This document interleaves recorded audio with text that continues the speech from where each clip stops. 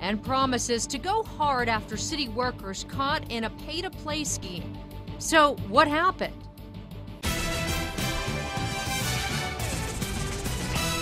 They were demanding kickbacks from companies looking to get a piece of the city's business. And they've even pled guilty to crimes. But we've learned that neither of the two city managers involved in all this will spend any time behind bars. Here's News 13's Alex Goldsmith. Dick, Jessica, 3 years after their crimes were uncovered, it looks like both of the corrupt workers ended up with sweet deals.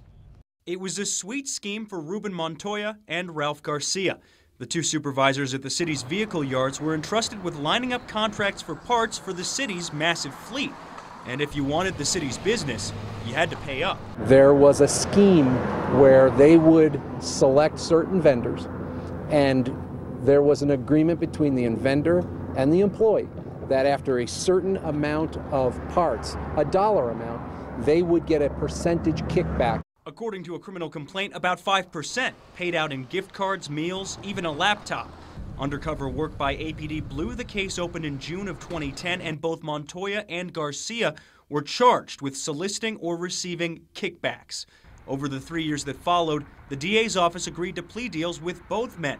Although Ruben Montoya could have gotten up to 5 years in prison under his deal, District Court Judge Brett Loveless sentenced Montoya to just a year of house arrest, a sentence he started serving today. Garcia's agreement with prosecutors only calls for probation. Judge Loveless could sign off on that deal next month. But the city wasn't just upset with the workers. The vendors are just as responsible in a pay-to-play scheme as the people that get paid, the people that are doing the paying. And so the city does intend to pursue legal action against those vendors. A city lawyer couldn't tell me if there are cases pending against any of the three companies accused of paying to play, but News 13 has learned late this evening that two of those three companies have six-figure contracts with the city right now.